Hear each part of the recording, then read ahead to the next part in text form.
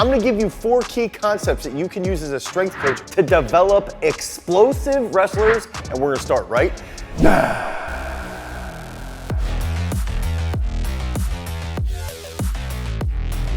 So when we're training wrestlers as a strength coach, one of the big aspects that we tend to see is that usually they'll either have very, very good gas tanks, meaning they can go for very long periods of time. They don't fatigue at all, right? They're just absolute animals in the world of endurance. Or we'll get those wrestlers that are super, super jacked, like just absolute machines in the weight room, but they're still not that twitchy. They're still not that elusive, and they end up dying early in a match, okay? So that's typically the 2 problems that we tend to see. Now, as a strength coach, the first key concept that we have to do to build a total freak while maintaining that endurance and while maintaining that strength is to establish the percentage of training that you're gonna be focusing on each strength quality. And what that means is that I like to look at sports training, or wrestling training in this case, through 4 different characteristics. How much speed, how much impulse work, meaning speed strength or explosiveness, jumping, things like that. How much strength work, absolute strength work, meaning more like front squats, pull-ups, bench presses, dips, things like that, rope climbs. And then finally, the 4th one being endurance, okay? So we're looking at impulse,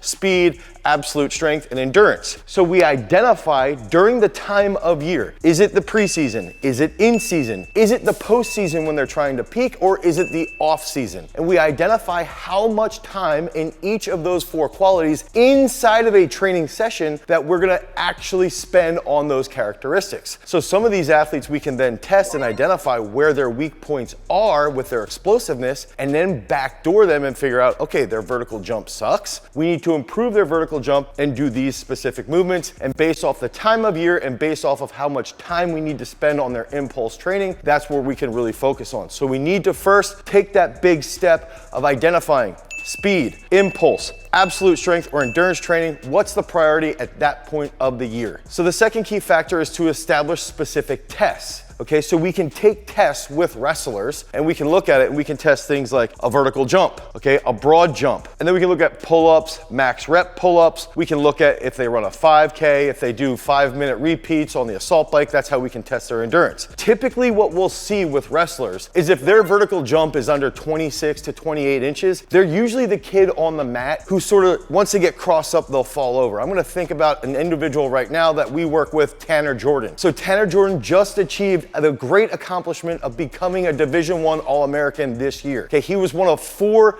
Division I All-Americans that we trained this year out of South Dakota State. Tanner is one of those individuals who sort of has 2 left feet. So one thing that we have to do, because he's coming back next year and we want him to get top 5 at the NCAA tournament, is we have to look at what is his vertical jump. What is his broad jump? We know that he has a very good 5K time. So if we look at his vertical jump and then we can look at his broad jump, what we do next, now that we have those 2 tests established, we look at his weight class. He's a lightweight. If he's under 149 pounds, they're gonna be in the lightweight division. So if they're 125, 133, 141, lightweights. Now we establish the benchmark based off of that population. He should have a 28-inch vertical, okay? He should be snatching this amount. He should be having a broad jump well over 8 feet. He should be cleaning this amount. He should be back squatting this amount. So now we establish those specific tests and we link a specific benchmark based off of his weight class, and then we can look at that and see where the errors are or where the weak points are and really try to develop them in the off season. And then we can go back to, okay, now we're in the off season. This is how much time we need to spend on impulse and absolute strength, and we can build that out to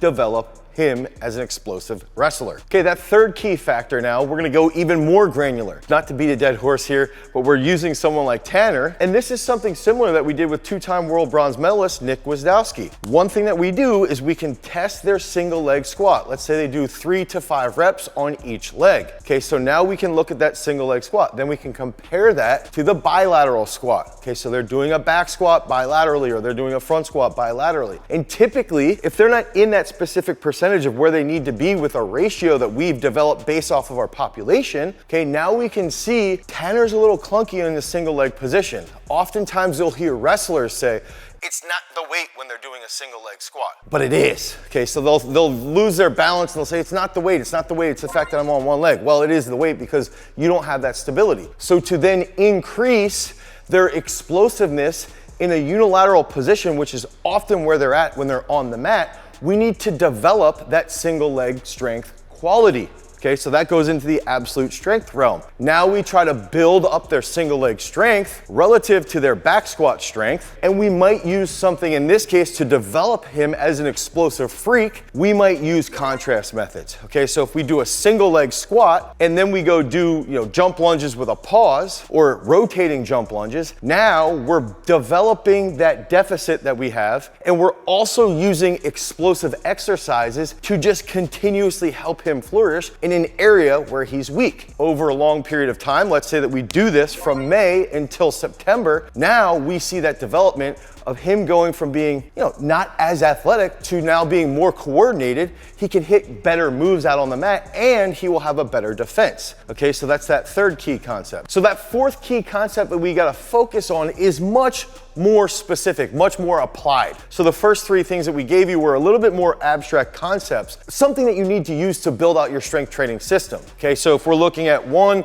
we establish how much time with each strength characteristic are we doing. How much time with impulse training, absolute strength training, endurance training, and speed work. Yes, I do think there needs to be speed work with like sled sprints, things like that when we're developing these wrestlers. The next thing, now we have those tests. Those tests are linked to specific benchmarks. The third aspect, we compare the ratio of single leg squats to bilateral back squats. Okay, that's gonna help improve that explosiveness in a unilateral position. This is all stuff that we do inside of our strength training app, Peak Strength. If you download Peak Strength at peakstrength.app, the Google Play Store or the Apple iOS Store, you can click on wrestling, and we're gonna help you develop wrestlers. We're gonna help you lead to more explosive wrestling. Now, that fourth key concept as a strength coach, and as we're applying this, is that we have to have an entire day developed to athlete day. And this means that we can do things in warm-ups that are gonna be plyometric based. Based off of research, we know that doing weightlifting derivatives, and we know that having a high relative strength output, that means that we're gonna be able to jump more. If we can jump more, we're faster, we can recruit at a higher speed, we can hit crazy shots, we can have really good defense. That's gonna make us better wrestlers. If we do things like plyometric series on athlete day, okay, so now if we look at the lifting portion of a wrestling